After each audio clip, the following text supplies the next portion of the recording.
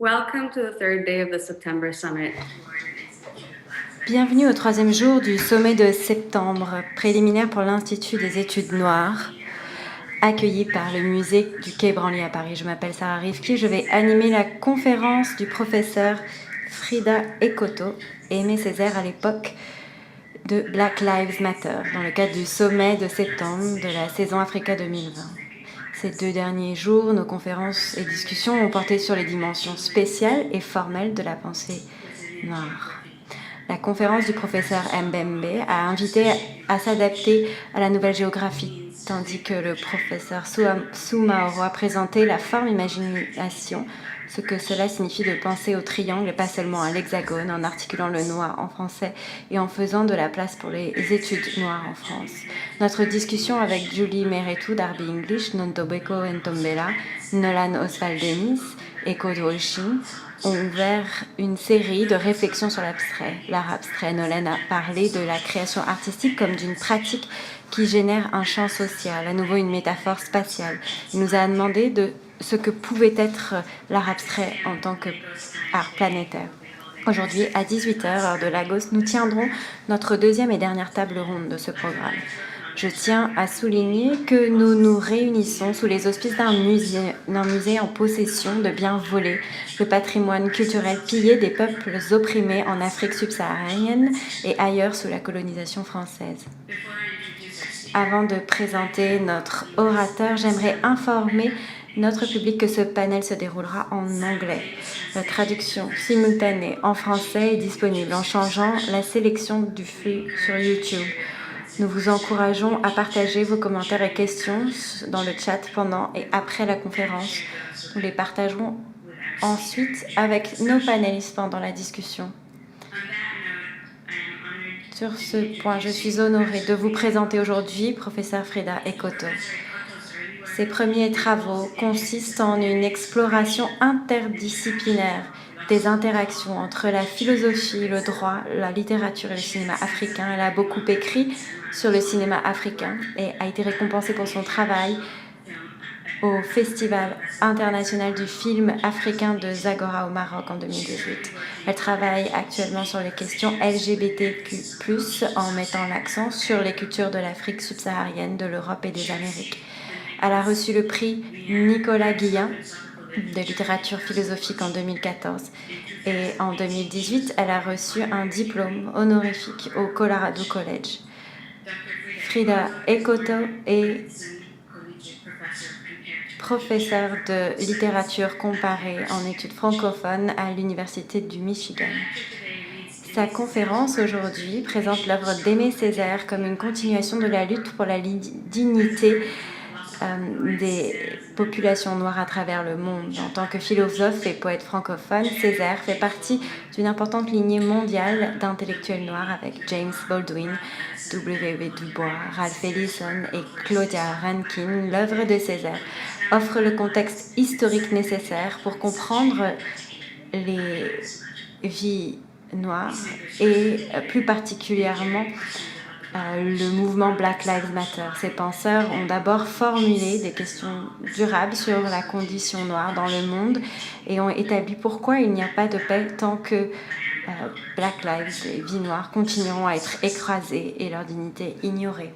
Professeur Ekoto, l'écran est à vous. Merci beaucoup, Sarah, pour cette très belle introduction. Est-ce que tout le monde m'entend bien? Parfait. J'aimerais remercier le professeur Cansignori qui m'a permis de travailler sur ce texte, à éditer cela au début du XXe siècle. J'aimerais remercier l'initiative du sommet de septembre pour leur invitation. C'est toujours un privilège de pouvoir partager son travail. Et j'aimerais commencer par une citation d'Aimé Césaire. Je parle de millions d'hommes à qui on a inculpé savamment la peur, le complexe d'infériorité, le tremblement, l'agenouillement, le désespoir, le darwinisme. Frantz Fanon a dit, et je vais le citer donc, parler, c'est exister absolument pour l'autre. Et pour finir, une citation de Che Guevara, la solidarité des faibles. Frantz Fanon a également dit, ce qui compte, ce n'est pas de connaître le monde, mais de le changer.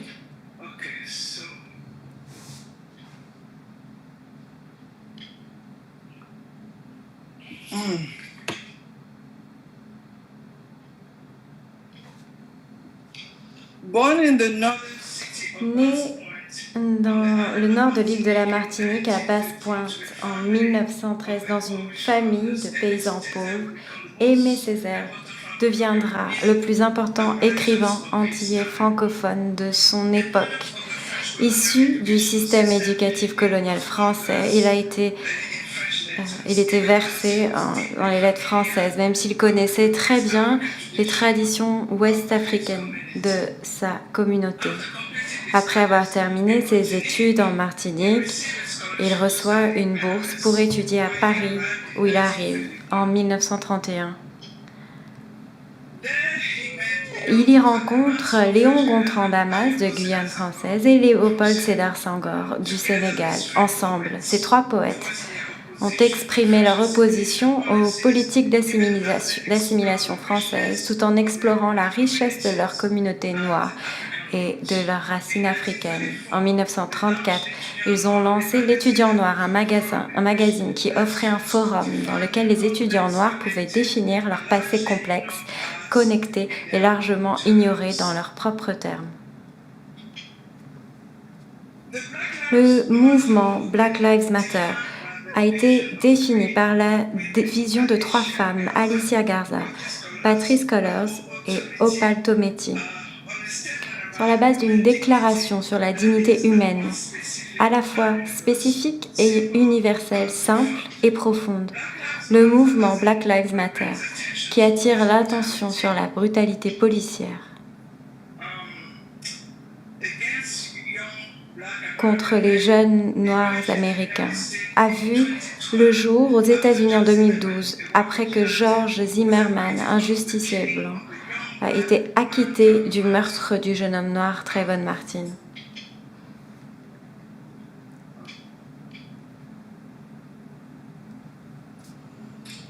Il reconnaît que les émeutes de Los Angeles de 1992 et le procès de Rodney King qui s'en est suivi, ainsi que les conséquences de l'ouragan Katrina en 2005, sont des points saillants qui ont mis à nu l'inégalité raciale qui est au cœur de la vie quotidienne en Amérique. Depuis sa création en tant qu'organisation en 2012, Black Lives Matter a abordé la question de l'incarcération de masse et de la brutalité policière. Le mouvement s'est organisé à l'échelle nationale autour de l'assassinat de Trayvon Martin ainsi que de nombreux autres jeunes hommes et femmes dont Claudia Rankine se souvient dans Citizen, An American Lyric. Et je cite Russell Davis et d'autres noms que je ne citerai pas là, Tamir Rice, Walter Scott et Freddie Gray, tous victimes de la brutalité policière. Fin de citation.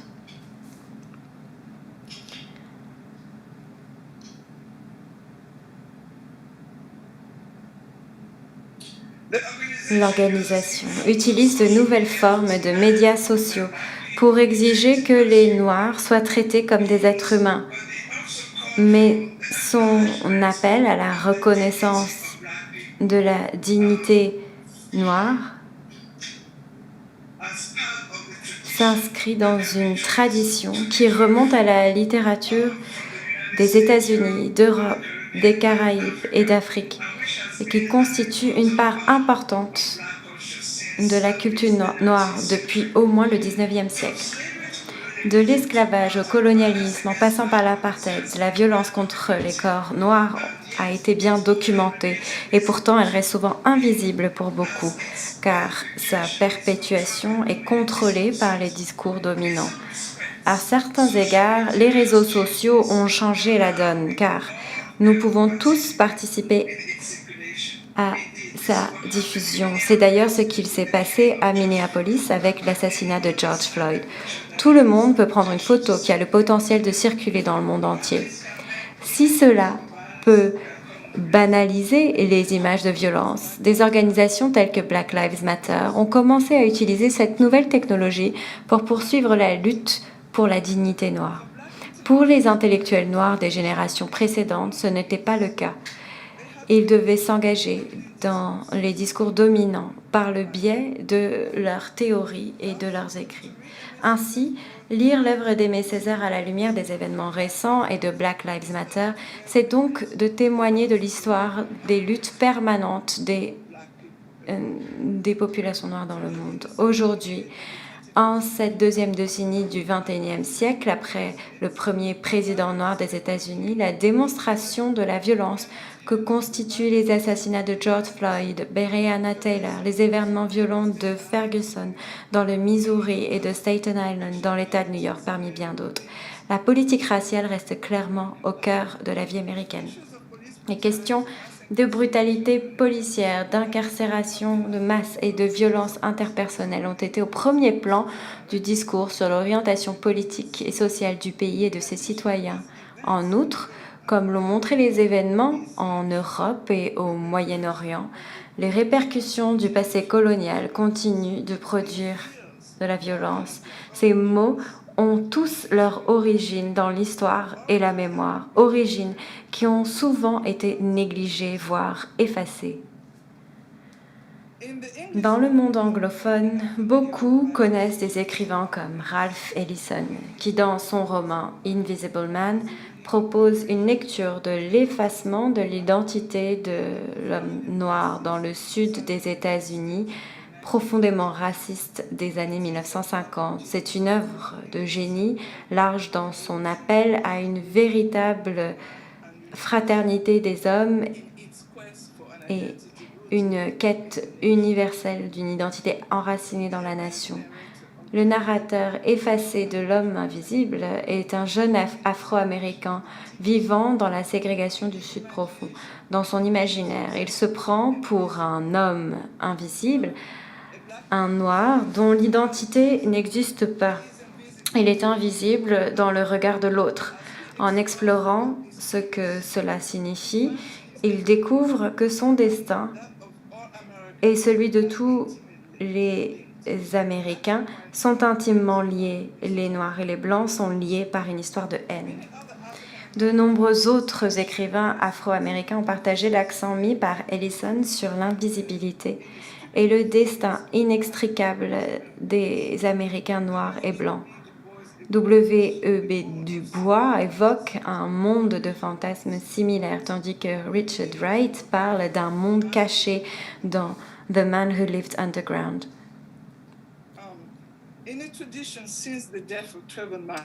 Depuis la mort de Trayvon Martin, de nombreux chercheurs ont repris les travaux de James Baldwin comme source d'inspiration. Citons notamment Jasmine Ward, The Fire This Time. Une nouvelle génération parle de la race. Between the World and Me en 2015. Claudia Rankine, An American Lyric en 2014. Et le film de Raoul Peck, I Am Not Your Negro en 2017. Prenant les réflexions de Baldwin comme point de départ, ses œuvres rappellent la longue histoire des relations raciales aux États-Unis et discutent de la persistance du racisme sur les corps noirs. Alors que de nombreux écrivains et penseurs américains ont réfléchi sur la condition noire aux États-Unis, les anglophones seraient également bien inspirés de considérer le travail d'Aimé Césaire, d'ailleurs penseur de la négritude. L'œuvre de Césaire complète les réflexions sur la race en cette époque de Black Lives Matter. En 1959, Samuel W. Allen, le poète Paul Vézé, a tiré une conclusion similaire sur la mise en dialogue des réflexions africaines et afro-américaines sur la race en disant, et je cite, « Il semblerait que le noir américain, comme l'africain, est un intérêt imposant dans le développement de son image dans l'univers. dans la correction de l'image déformée de lui-même dans sa société. » Fin de citation. Le rôle de l'écrivain africain dans la correction et l'articulation d'une identité noire autonome, à la lumière des oppressions historiques, est certainement présent dans la conception de la négritude de Césaire, comme le commente Nick Nesbitt en discutant de l'idée de Césaire sur le rôle de l'intellectuel dans la société. Je le cite. « C'est le poète ou l'homme de culture qui doit apporter des changements à un peuple largement passif, réceptif et subordonné. » Fin de citation. Pour Césaire, la lutte pour l'identité noire ainsi que la production culturelle et idéologique se fait du haut vers le bas et non l'inverse. C'est lors de son séjour à Paris, dans les années 1930, que les graines du plus célèbre poème de Césaire, Cahiers d'un retour au pays natal, ont été plantées.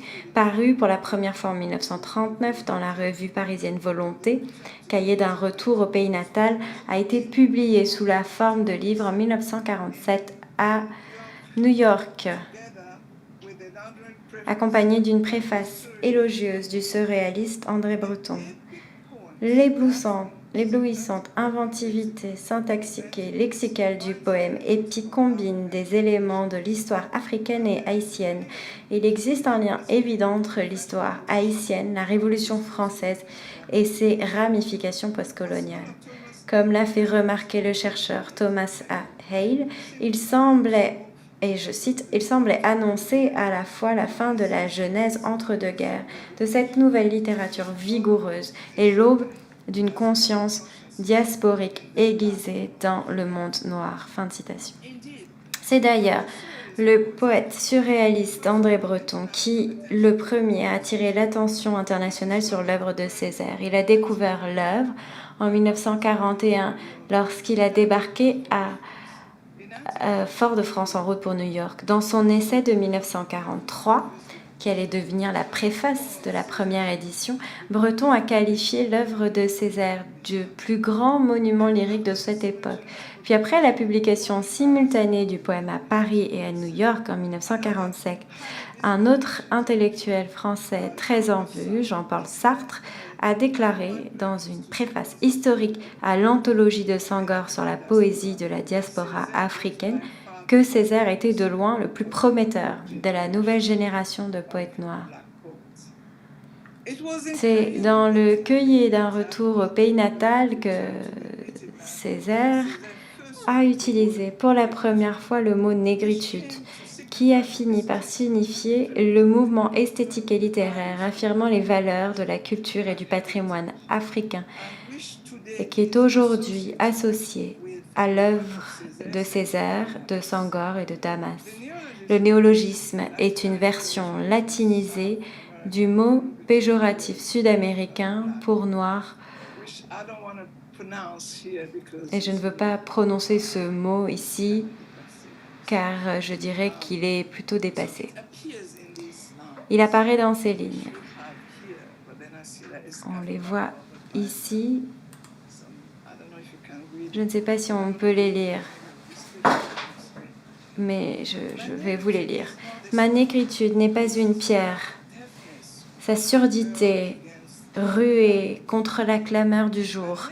Ma négritude n'est pas une taie d'eau morte sur l'œil mort de la terre. Ma négritude n'est ni une tour, ni une cathédrale. Elle plonge dans la chair rouge du sol. Elle plonge dans la chair ardente du ciel. Elle troue l'accablement opaque de sa droite patience. » En définissant d'abord ce que n'est pas la négritude, Césaire précise qu'il définira le mot selon ses propres termes. Il ne s'agit pas d'une entité négative, d'un vide. Il n'est pas défini par rapport à autre chose. Au contraire, elle a des racines qui se sont installées malgré les vents de l'histoire et se sont plantées dans la terre et dans le ciel. De plus, Elle est à la fois corporelle, enracinée dans la chair, et spirituelle, la chair de la terre et du ciel. Lorsque nous reconnaissons ces racines, nous pouvons voir la négritude dans toute sa puissance, non seulement parce qu'elle relie la terre au ciel, mais aussi parce qu'elle a été tempérée et renforcée par l'expérience de la souffrance. Si Césaire donne une voix poétique à un concept qui a trop longtemps été défini par le regard exotique de l'Occident, il développe aussi un concept philosophique ancré dans les réalités historiques.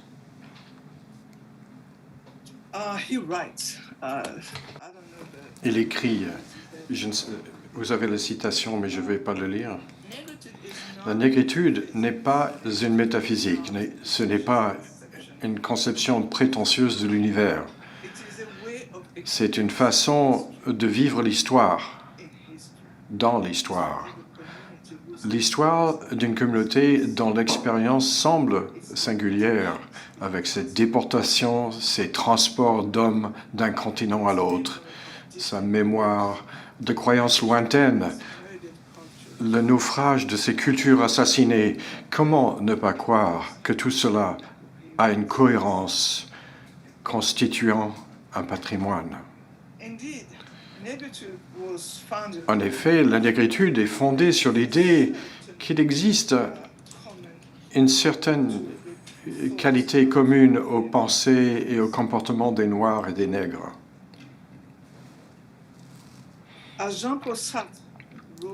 Comme l'a écrit Jean-Paul Sartre dans Orphée noire, sa préface à l'anthologie de la nouvelle poésie noire-nègre et malgache, cette qualité commune de la noirceur permettrait pas seulement aux Noirs de se voir par leurs propres yeux, mais les inciter également à déterminer eux-mêmes en quoi consiste cette qualité. Dans ce sens, le mouvement de la négritude a donné aux Noirs la possibilité de démontrer aux Blancs que c'était désormais le tour des Noirs de les regarder. Selon Jean-Paul Sartre, je veux que vous ressentiez, comme moi, écrit Jean-Paul Sartre, la sensation d'être vu. Car l'homme blanc jouit de 3000 ans de privilège de voir sans être vu. Fin de citation, il poursuit. Aujourd'hui, ces hommes noirs ont fixé leur regard sur nous, et notre regard est renvoyé dans nos yeux, dans nos propres yeux. Enfin, les Noirs proclamaient « Nous existons et notre humanité compte. Nous pouvons vous voir. Nous pouvons parler pour nous-mêmes et notre vie et nos vies comptent. » Pour Césaire, l'acceptation de sa négritude, de son propre négritude, était le moyen de parvenir à la décolonisation de l'esprit. Comme le dira plus tard l'intellectuel kenyan Ngugi wa Thiong'o. Césaire a souligné le pouvoir de la mémoire collective, rappelant qu'il ne faut pas oublier l'histoire de l'esclavage et du colonialisme qui a aiguisé la conscience diasporique des Noirs du monde entier. Pour lui, négritude a émergé, et je cite, d'une communauté soumise à l'oppression, une communauté d'exclusion imposée, une communauté de discrimination profonde, bien sûr, et c'est tout à son honneur, une communauté de résistance continue, une communauté qui partage une lutte obstinée pour la liberté et un espoir indomptable. Il rajoute, prochaine slide, les Noirs n'étaient pas un peuple, disons un peuple vaincu, ou un peuple malheureux, humilié, etc.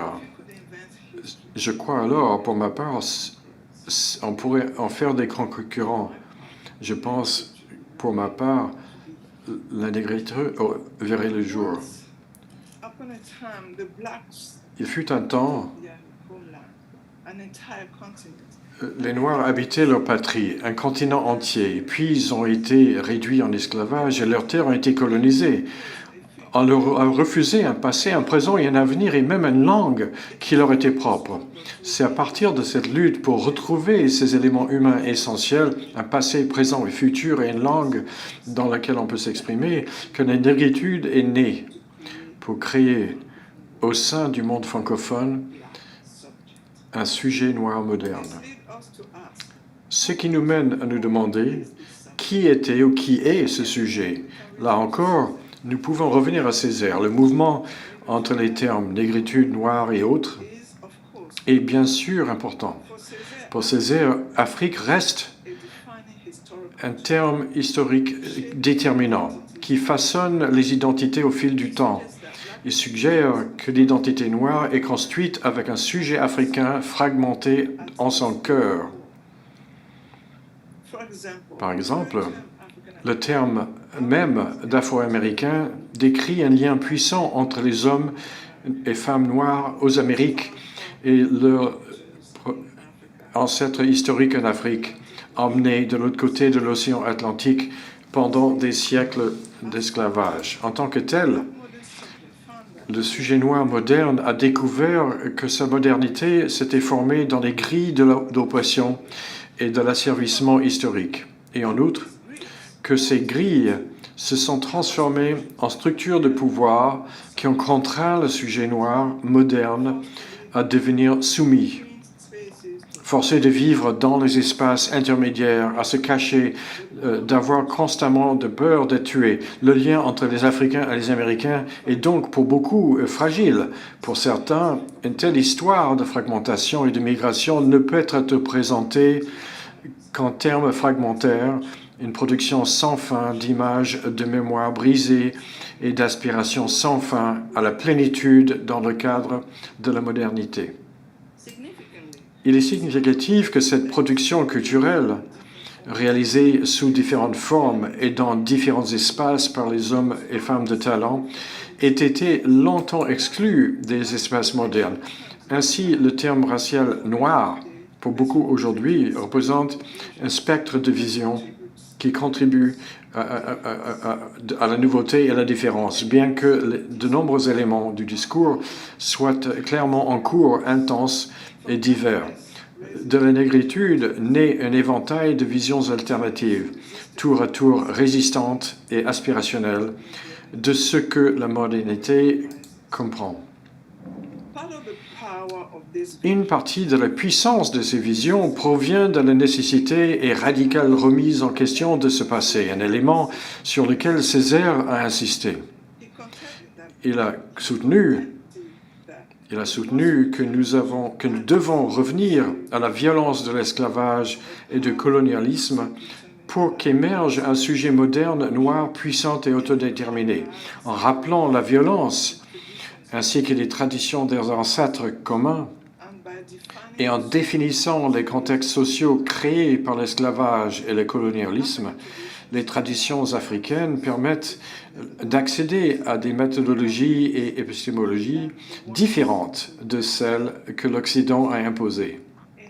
En effet, l'établissement de l'identité noire était au cœur de la compréhension de Césaire de l'esclavage et du colonialisme comme base de l'opération.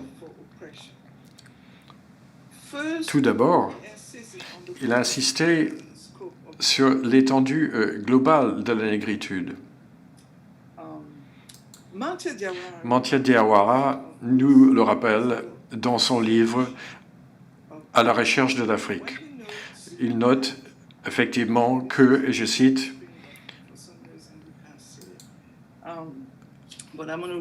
je vais vous lire la citation, « L'idée que la négritude était plus grande encore que l'Afrique, que nous faisions partie d'un mouvement international qui portait la promesse d'une émancipation universelle, que notre destin coïncidait avec la liberté universelle des travailleurs et des colonisés du monde entier, tout cela nous a donné une identité plus grande et plus importante que celle qui nous était offerte auparavant par la parenté, l'ethnicité et la race. » Fin de citation.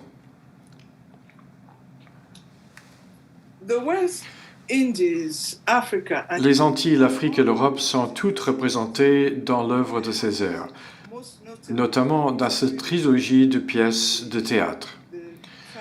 La tragédie du roi Christophe en 63, Une saison au Congo en 66 et La tempête en 69, qu'il a adapté de Shakespeare. Dans ses œuvres, il fait preuve d'une grande connaissance des textes botaniques, zoologiques, médicaux et classiques de l'Afrique, ainsi que de la terminologie africaine et créole. Enfin, il mélange les poètes et penseurs européens dans ses lignes rythmiques, les mettant au service des traditions orales africaines qui peuvent facilement être mises en musique. Mais plus important encore, en tant que descendant d'esclaves, il démontre pourquoi nous devons revisiter les triangles de la traite d'esclaves qui simplement mis est l'histoire de l'onde occidentale. Le mouvement Black Lives Matter et Césaire documentent tous les deux les façons inquiétantes dont la violence raciale s'est répétée dans l'imaginaire culturel malgré les efforts des sujets noirs pour s'élever contre la domination et la violence. Pourquoi les personnes originaires d'Afrique n'ont pas pu se remettre de la violence historique de l'esclavage et du colonialisme et comment les Noirs continuent d'être soumis quotidiennement à la violence.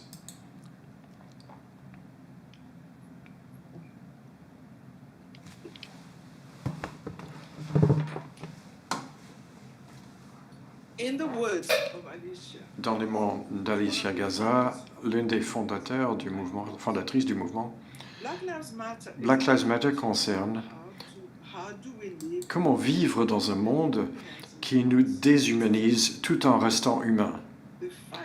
Le combat n'est pas seulement de pouvoir continuer à respirer en tant qu'humain.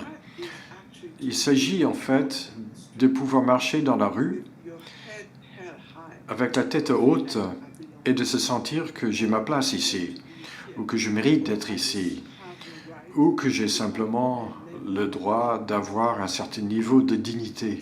Fin de citation.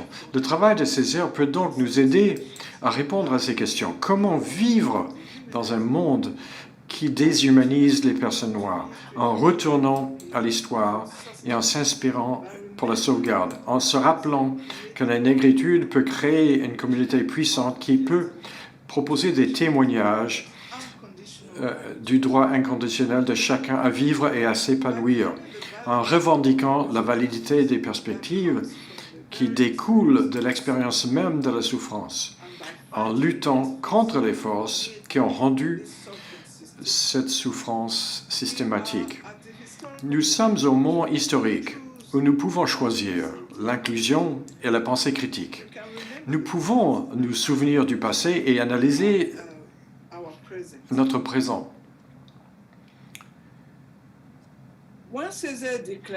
Césaire déclare « Nègre je suis, nègre je reste ». Je suis profondément désolé que je ne peux prononcer les titres en français parce qu'il y a le mot imprononçable que je viens de prononcer. Nous pourrons discuter de cette question lors des questions-réponses. Et en s'exprimant à un moment similaire et en proclamant ses noirceurs à ce moment-là, il annonçait qu'il allait vivre son passé, son présent et son avenir comme un sujet noir moderne, pleinement incarné et doté d'un esprit critique. Il s'adresserait à la société profondément répressive qui a fait de la réussite des Blancs européens sa norme et ferait connaître au public les mots, les sons, les gestes et les images de la culture noire. Le travail de Césaire peut donc éclairer le discours contemporain sur la colonisation, la théorie des races et des récits politiques actuels sur la question de Black Lives Matter. Il peut offrir les approches prometteuses de la ténacité de la domination et ses effets, car il peut être élargi pour aborder d'autres formes de violence, le racisme, le sexisme et l'homophobie.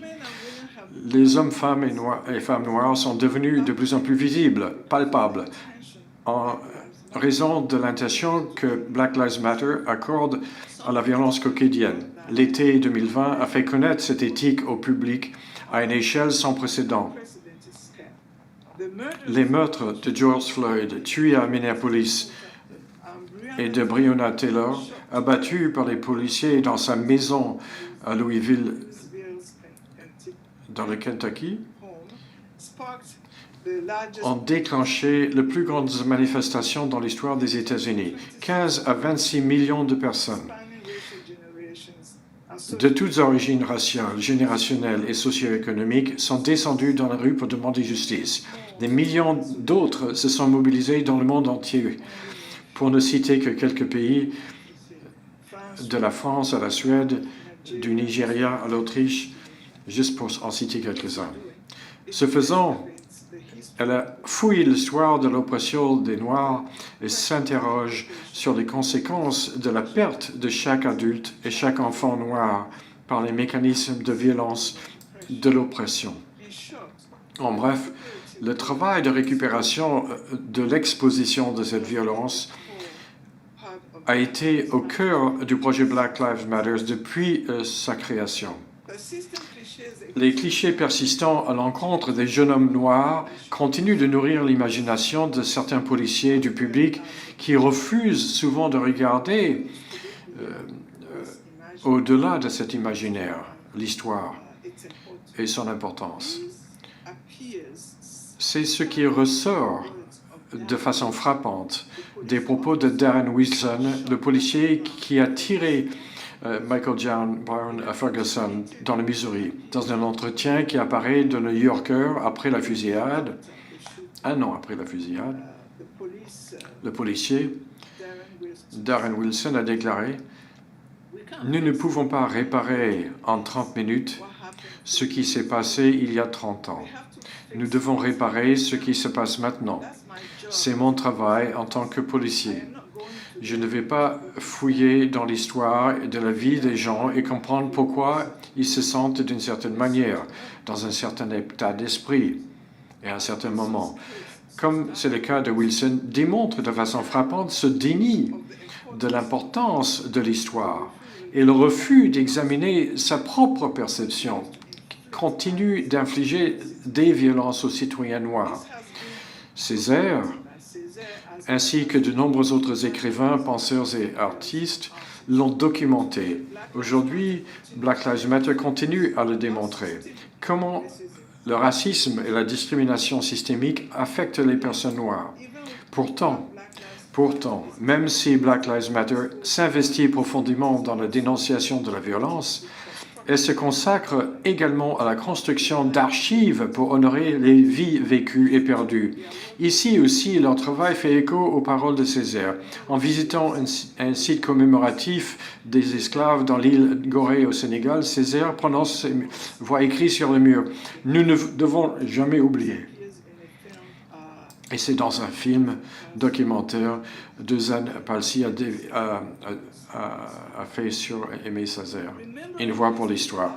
Ce souvenir de l'histoire permet aux Noirs de réaffirmer leur humanité tout en abordant leur perte. Une perte qui, comme Eddie Rankin dans son livre Citoyen, continue de s'inscrire sur les corps et sur la peau des Noirs. Tant que cette mémoire et cette histoire ne sont pas vues, reconnues et honorées, la violence infligée au corps des Noirs continuera et la dignité due aux Noirs sera niée. Merci beaucoup, j'en ai terminé. Merci beaucoup. Ça nous donne de la matière à réfléchir. C'était formidable. Merci beaucoup. I actually want to start from a sort of a more maybe biographic. J'aimerais commencer par une question d'ordre biographique. Je me demandais si vous pourriez nous en dire plus sur votre première rencontre avec les travaux d'Aimé Césaire. C'est tout, voilà, c'est ma question. C'est une question très intéressante.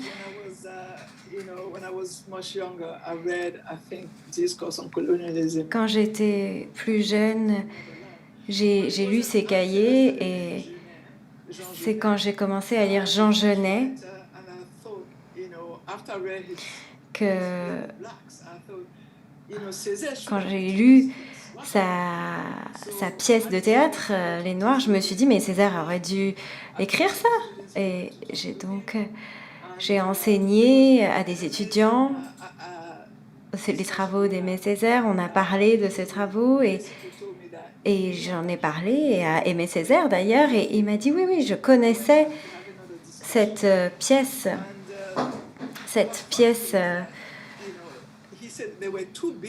qui l'a frappé, et ils étaient trop occupés à faire le choix des mots. Ils n'avaient pas le temps de lire d'autres auteurs. Ils étaient trop occupés à écrire des mots, à écrire des ouvrages pour dire au monde entier qu'ils étaient des êtres humains. Donc, voilà, c'était mon premier contact avec son œuvre, et depuis, j'enseigne son œuvre et j'essaie de promouvoir son œuvre.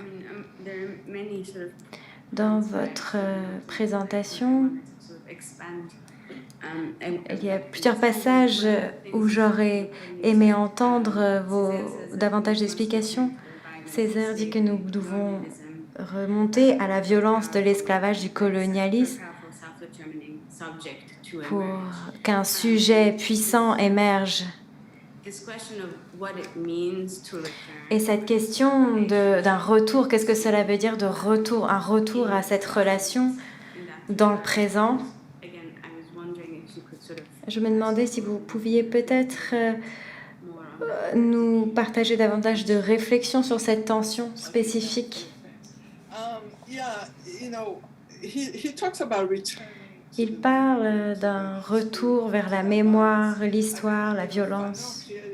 Et Fanon a clairement articulé le fait qu'il était très difficile de documenter ce qu'il se passait, même au temps du colonialisme. Les violences qui avaient lieu, il était difficile de les documenter. C'est toujours après que cela arrivait. Pour créer un sujet puissant, selon moi, si l'on connaît l'histoire, alors on sait qui on est, alors on est mieux préparé pour un meilleur avenir. Et ce qu'on ne sait pas, on ne peut pas vraiment l'expliquer. On ne peut pas vraiment expliquer ce qu'il s'est passé. On a toujours un mouvement de retour vers des Afro-Américains qui retournent vers le continent. Ils veulent voir leur lieu d'origine, là d'où ils viennent. C'est ce geste de reconnaissance que quelque chose a eu lieu par ce retour. Le musée du Quai Branly est un musée plein d'objets volés, et ces objets doivent retourner au continent. Merci, professeur Ekoto, pour cette intervention extrêmement riche qui nous fait réfléchir. J'ai quelques questions. Négritude en tant qu'existence est un ouvrage qui nous enjoint à revenir à la négritude comme une traduction universelle. Comment est-ce que ces notions de l'humanisme, de l'universalité peuvent être réconciliées à une époque où les études noires critiques ont mis à nu les fondements de ces deux notions, ces notions qui peuvent être potentiellement des notions d'émancipation? Je crois que le terme d'universalisme est problématique. De quoi est-ce que l'on parle quand on parle d'universel? Il y a de nombreuses voix qui font partie de ce concept, ce terme universel. Et les études noires cherchent à mettre en lumière cela, à se détacher de cela. Et je crois que ce que cherche à dire l'auteur ici, c'est que c'est un impératif de reconnaissance du mouvement de la négritude et de ce qu'il a fait pour le monde. Et je n'utiliserai pas ici le terme d'universalisme. Je serais d'ailleurs contre son utilisation. I have a sort of a follow-up question on this Une question en rapport à cela, une question qui fait partie des différentes sessions, le contexte en France, la possibilité de transposer ces études noires en France, qui est encore une question qui peut être un peu considérée comme une question gênante encore. Dans ce sommet, on a commencé par rassembler les personnes de Johannesburg, de Cape Town, du Caire, de Lagos, de Dakar. Où en sont les études noires en France, plus particulièrement aujourd'hui? Est-ce que vous pourriez nous en dire plus? Est-ce que vous pourriez nous en dire plus sur la perception, sur cette potentialité transatlantique, ces défis transatlantiques des études noires? Puisque vous allez et venez entre le Michigan et le Cameroun, ça serait intéressant de comprendre comment vous percevez ce discours et la manière dont il s'entrecroise dans différents endroits.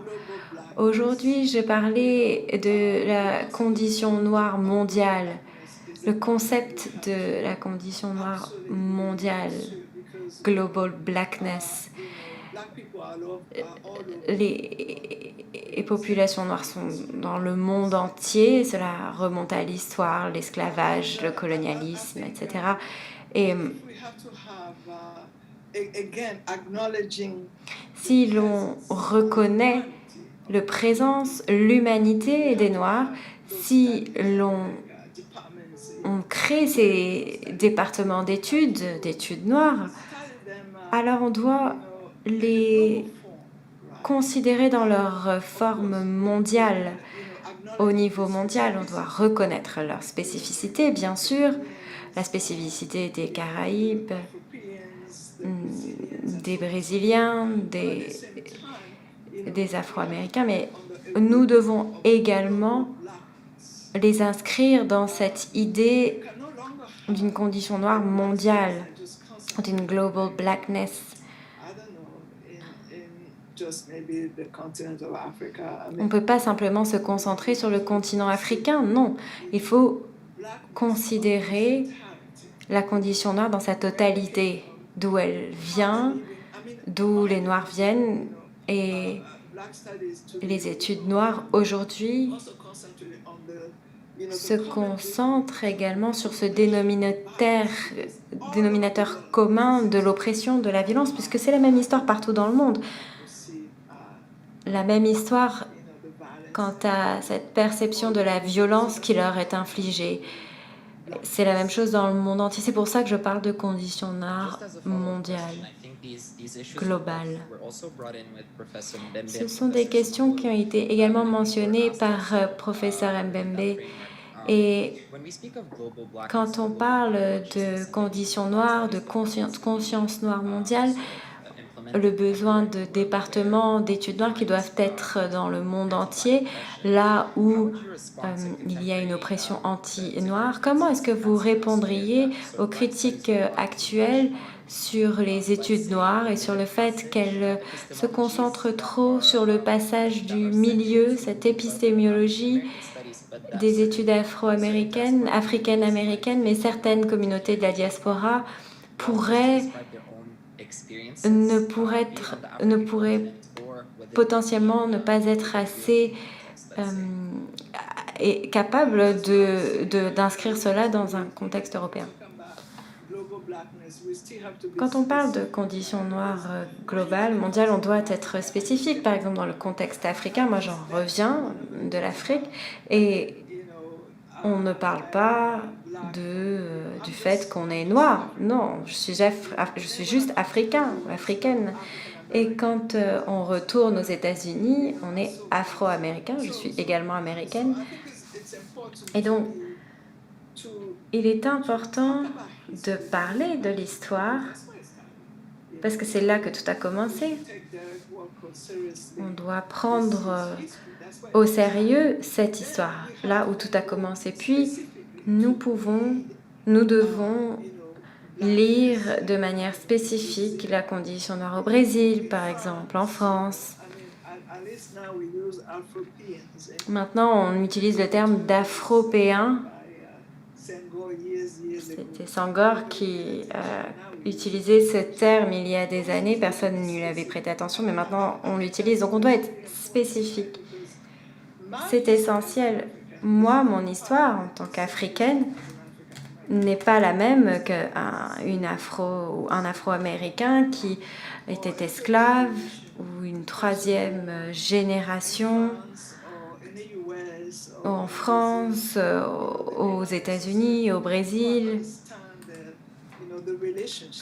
On ne comprend pas forcément la relation ici, la relation avec ce moment où l'on doit se définir en tant que personne noire. Et un camion qui passait à côté de ma fenêtre. Vous parliez donc de cette terminologie d'un afropéen, Afropéen en anglais, et j'aimerais élaborer ces différentes distinctions entre les mots français, anglais. Quel mot est-ce que l'on doit utiliser dans une langue et qu'on ne doit pas utiliser dans une autre? Moi, cela m'est familier dans d'autres textes, mais je crois que vous êtes beaucoup plus spécifique sur les choix, les cas d'usage de certains mots, et j'aimerais peut-être vous donner l'occasion de nous en dire plus à ce niveau-là. Oui, c'est une très bonne question. Aux États-Unis, tout du moins, le mot « N » qui commence par la lettre N n'est plus utilisé.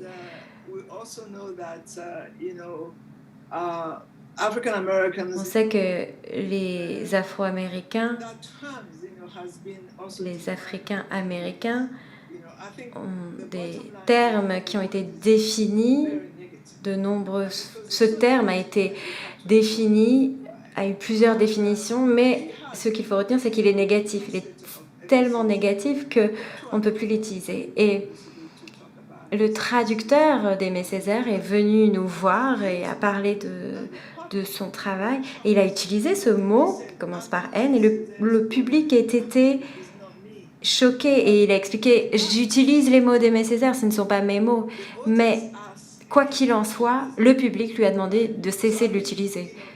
Donc, si Césaire était vivant aujourd'hui, on lui aurait demandé de changer l'utilisation de ce mot qui commence par N avec un autre, parce que c'est un mot extrêmement péjoratif. Et je sais que dans une salle de classe, on ne l'utilise plus. Ou sinon, cela vous causera énormément de problèmes, vous pourriez perdre votre travail. Et ce qu'il faut retenir, c'est que l'on doit comprendre que ce mot est problématique. Le rap, des chanteurs de rap se sont réappropriés ce mot, leur manière de l'utiliser, mais ça reste très controversé selon moi. C'est compliqué.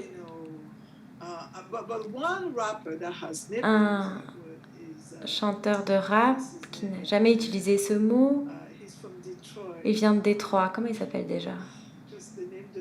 Bon, le nom m'échappe. Bon, alors, il n'utilise jamais ce mot. Il a grandi dans la communauté noire, au sein de la communauté noire, mais il ne l'utilise jamais. Donc, c'est assez intelligent de sa part. C'est une question épineuse, mais je crois qu'il faut en avoir conscience.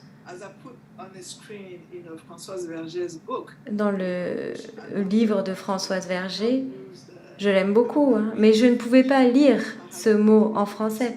Je devais lire la traduction. Eminem, voilà, c'est lui qui n'utilise pas ce mot. We have a question from the audience. Une question du public. Where do Blacks in Asia fit into these conversations on global Blackness? où est-ce que l'on peut inscrire les Asiatiques dans cette question de la condition noire mondiale.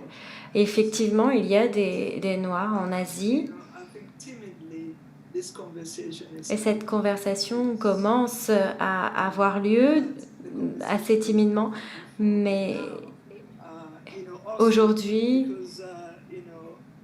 parce que la Chine a énormément investi dans le continent africain, c'est pour ça que ces conversations ont lieu aujourd'hui. On doit continuer à les avoir, et cette relation entre les Asiatiques et les populations sur le continent existe depuis longtemps. Il faut continuer à en parler. C'est tout ce que je pourrais répondre à cela. Professeur Ekoto, 2 questions, si cela vous convient. Une question sur Genet. Vous avez écrit votre thèse sur Jean Genet. Vous avez contribué à la bourse Genet dans votre carrière. Il y a un livre qui est sorti en France et qui a créé une controverse en France par Hari Abutanger, et qui parle du paradigme dans le travail de Genet. Elle parle d'alliés, d'alliances blanches, et elle considère Genet comme bien plus qu'un allié blanc, comme par exemple Sartre ou autre, parce que Sartre éventuellement a déçu le mouvement pour l'émancipation en apportant un soutien à Israël, mais Genet incarne ce qu'elle appelle un traître racial, et pour elle, ce serait un exemple de libération des communautés opprimées. Qu'est-ce que vous diriez de cela, de ce type de paradigme, du fait d'appeler Genet comme un traître de la race? Bon, je crois que un de mes étudiants qui écrit sur Genet, je lui ai posé la question de la solidarité. Genet a écrit sur la Palestine, sur les Black Panthers. C'était des travaux de taille, d'importance, il a pris des risques, et pour moi, c'était important. Donc si on parle de solidarité, de quoi est-ce que l'on parle exactement? Solidarité, ça veut dire tendre la main à quelqu'un d'autre, être avec cette personne, marcher avec. Il a passé beaucoup de temps en Palestine, il est venu aux États-Unis, même s'il n'avait pas de visa. Il a aidé les Black Panthers. Et j'ai lu ce livre, et je crois que je comprends pourquoi on ne pouvait pas bien comprendre ce que cette autrice voulait dire. Mais pour moi, Genet voulait dire bien plus que cela. Il était bien plus qu'un traître de la race. Ça a commencé par le fait qu'il a été abandonné en tant qu'enfant. Il ne sentait pas d'appartenance, ni en France, ni ailleurs. Il est enterré à Tanger, je crois, au Maroc. Je crois que son l'œuvre de Genet, est importante, et nous devons la prendre au sérieux. Et par exemple, un peu avant, je parlais de l'utilisation complexe de ce mot, du mot « haine », qui commence par « haine ». C'est grâce à sa pièce, Les Noirs, et c'est grâce à cette pièce que des comédiens noirs ont pu monter sur scène et cette pièce ne fait plus partie des œuvres lues dans les écoles désormais parce que je ne pense pas qu'une personne blanche devrait parler de questions noires. Donc, c'est toujours une pièce de théâtre qui a son importance et qui nous fait nous poser de nombreuses questions sur ce qu'est une personne noire. J'espère que j'ai répondu à votre question. Je suis un peu allée en rond, mais voilà, la solidarité pour moi, c'est bien ce que représente Genet. Je pense que par rapport au sujet de la solidarité, vous avez évoqué un livre de Richard Drake, le même qui a vécu sous la terre. Et je lutte un petit peu avec cela, avec Richard Drake et ses travaux par rapport à ses visites à Bandung en 1955, qui relie à la question de notre audience indirectement, dans le sens où comment les mots se sont rassemblés. L'histoire, essentiellement, c'est revisiter de manière dont Richard Drake, un Africain-Américain, un écrivain, envoyé pour couvrir la conférence afro-asiatique. Et ce qui est relaté, c'est maintenant critiqué comme étant, comment dirais-je, peut-être un petit peu des plans sur la comète. Il s'est marié à Bandung, mais ça ne s'est jamais produit en fait. Mais ça sort de la solidarité. Et donc, si ça sort d'un désir d'exprimer une certaine communalité et un partage des Africains noirs avec les Américains, comme un peuple opprimé et colonisé. Et encore aujourd'hui, on regarde ça de nos jours et on se dit, c'était sa façon de voir les choses. Et j'essaie de démêler et penser avec vous quelle est la signification de la solidarité historiquement. Dans quelle mesure est-ce que la solidarité puisse prendre des risques? Je ne sais pas. Est-ce qu'il y a une romanticisation de cette lutte? Même si cela reste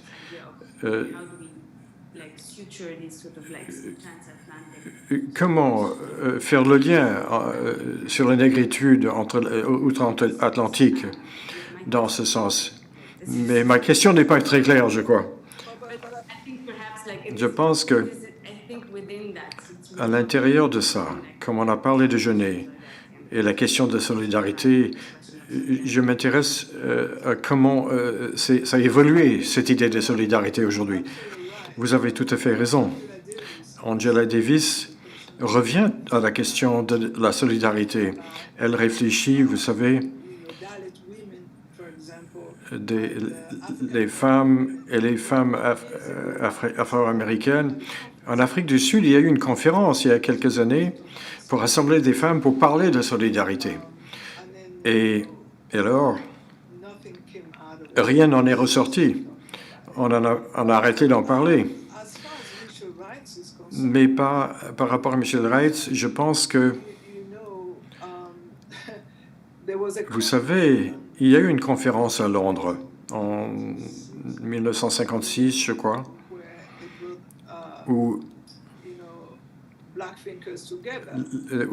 des penseurs noirs se sont rassemblés. Et il y en a un qui dit « Je suis américain, je suis de l'Ouest ». Et je sais qu'il y avait des Africains qui pensaient que, bon, d'accord, ce n'est pas ce qu'on voulait dire. Il faut dire autre chose, pas ça. Mais il était américain. Et il faut aussi prendre en compte les implications de ce que ça veut dire. Et je pense que, vous savez, c'est toujours bien de revisiter ces moments dans l'histoire. Et la conférence Bandung, par exemple, c'était un moment important pour la solidarité pour toutes ces nations. Mais lorsque vous voyez ce que font les nations à l'intérieur du continent, on se demande, il s'agit quoi de quoi cette solidarité? Qu'est-ce qui s'est passé de la charte qu'ils ont évoquée? C'est une violation totale de ce qui se passe maintenant. Et il n'est que juste que de revenir à pour voir quelles sont les questions. Qu'est-ce qui est en cause? Quand je pense toujours à cette conférence de Badoo, je pense au moment présent et cette relation qui existe entre Tchana et Afrique. Qu'est-ce qui se passe? Donc, In that sort of sense, we're kind of like. dans ce sens, on revient au continent. Et c'est encore une fois, est-ce que vous pensez, comment est-ce que vous pouvez caractériser cela dans la compréhension de Black Lives Matter, dans les points particuliers par rapport à l'Afrique? Très bien. En Afrique, comme vous l'avez vu en Nigeria, en 2020, ils ont leurs propres problèmes, ils ont été très actifs et ils ont organisé beaucoup de manifestations de soutien pour soutenir les personnes aux États-Unis. Donc, c'était bien, c'était important. Mais cela ne s'est pas produit dans beaucoup de villes dans le reste du continent, mais c'est effectivement arrivé au Nigeria, par exemple. Mais je pense que nombreux furent les personnes ailleurs en Afrique ont pris note. Ils ont vu ce qui s'est passé. Ils ont vu la lutte et continue. Et qui doivent se mettre en question, se remettre en question leur place dans le monde. Parfois, lorsque je suis en Afrique, j'ai presque le sentiment qu'on ne fait pas partie du monde. Mais on fait partie du monde. C'est là où notre modernité prend racine, on est là. Et lorsque nos frères et nos sœurs se luttent en Minneapolis, il faut les aider. Vous parlez de solidarité et ne rien faire, non. Mais je pense que le Nigeria était très actif. Il se passe beaucoup de choses là-bas, vous le savez. Et l'Afrique du Sud également. En Afrique du Sud, ils étaient très actifs. Je pense que sur le continent, les gens sont un peu dépassés par ce qui se passe ailleurs dans le monde, vous savez. Mais ils y arrivent lentement. Mais il va falloir qu'ils participent dans ce mouvement de Black Lives Matter. Vous savez, on parle d'oppression. Et le néocolonialisme est partout en Afrique. Pour en revenir, vous avez, pendant votre présentation, ramené l'homme invisible. Je pense qu'on a beaucoup évoqué récemment, et beaucoup d'universitaires, autour des questions de visibilité et invisibilité, et aussi l'idée de contre-visualité qui a été avancée par Nicolas Versoff et prise en compte par beaucoup d'universitaires. Et je pense précisément à des termes comme dark surveillance, de fugitivité, ces appels de disparaître et de contrer l'hypervisibilisation des corps noirs et d'individus. Mais il y a également cet autre argumentaire qui dit que ce serait aussi le souhait de l'État que les corps noirs disparaissent. Si c'est pour échapper à l'État en disparaissant, ça serait... je joue l'avocat du diable ici. J'aimerais juste savoir, en tant que théoricien de culture visuelle, quelle est votre compréhension de tout ça et tous ces débats en cours? On parle de visibilité et on parle de surveillance. Les corps noirs, vous savez,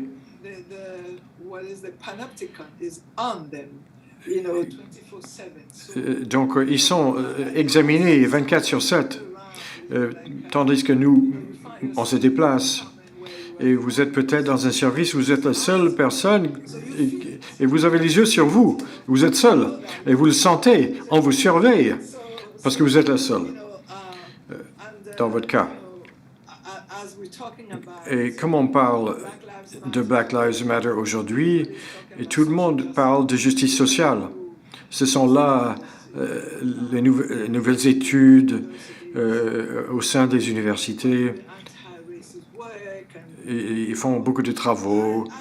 Mais j'écoute, je ne fais qu'écouter. Je ne suis pas tellement intéressé à participer là-dedans parce que je pense que je fais ça depuis toujours.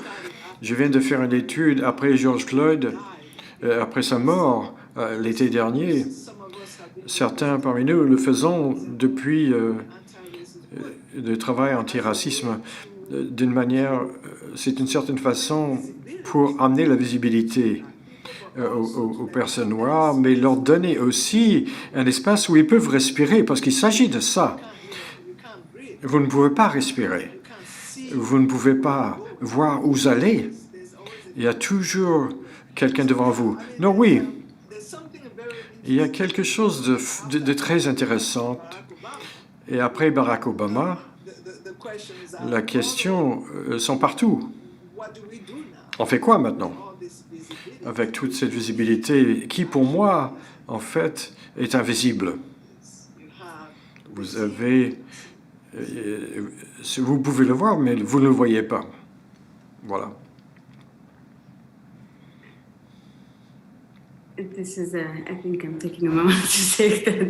Je prends un moment pour digérer ce que je viens d'entendre. J'aimerais, en fait, savoir maintenant quelles sont vos réflexions actuelles, sur quoi travaillez-vous, qu'est-ce que vous écrivez, et qu'est-ce qu'il faut chercher, qu'est-ce qu'il faut, à quoi faut-il s'attendre. Je travaille depuis sur des histoires courtes et je veux faire des collections en anglais et en français. J'ai écrit une histoire courte, je m'appelle Frida, et j'ai écrit une lettre à Frida. Viens. Et donc, mes parents n'ont pas tout à fait compris le sujet de cette histoire courte. C'est une forme de protestation. Donc, j'ai écrit une lettre à elle pour lui expliquer que je suis reconnaissant que ses parents l'ont fait pour elle. Donc, j'écris une série d'histoires courtes par rapport à LGBTQ, par rapport à l'Afrique. Et je travaille également par rapport à un documentaire visuel qui revient à la racine de comment est produit la connaissance dans les communautés de femmes dans l'Afrique subsaharienne. Et je travaille là-dessus à l'heure actuelle, oui. Et j'espère que je vais continuer, parce que, vous savez, maintenant, j'ai une réunion, j'ai tellement de travail dans mon rôle dans la présidence. Donc j'espère que je vais trouver le temps de continuer ce que j'écris. Absolument. Et merci infiniment de votre temps, de vos réflexions, de vos paroles et de votre inspiration pour le monde qui s'est révélé aujourd'hui. Et je m'attends avec impatience de peut-être vous rencontrer en face à face un jour, sans l'intervention d'écran, et peut-être à Paris finalement. Et y a-t-il des questions de personnes qui écoutent, des participants? On a pris une question. On en a eu d'autres. Je pense que pour l'instant, si nous avons davantage de questions, on peut en prendre une ou deux.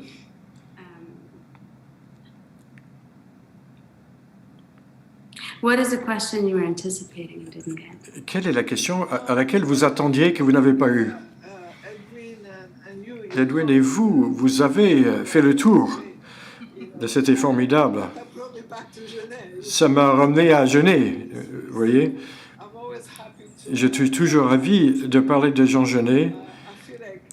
Je pense que je ne parle pas suffisamment de lui, donc c'était formidable. Je pense que vous avez vraiment fait le tour. On m'a demandé d'écrire quelque chose là-dessus et je suis censé interviewer Angela Davis parce que je veux comprendre leur relation.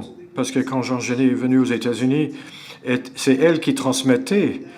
Il y avait beaucoup de choses qu'ils ont évoquées et je veux le savoir. Je veux savoir ce qu'ils ont dit. Ils se sont dit.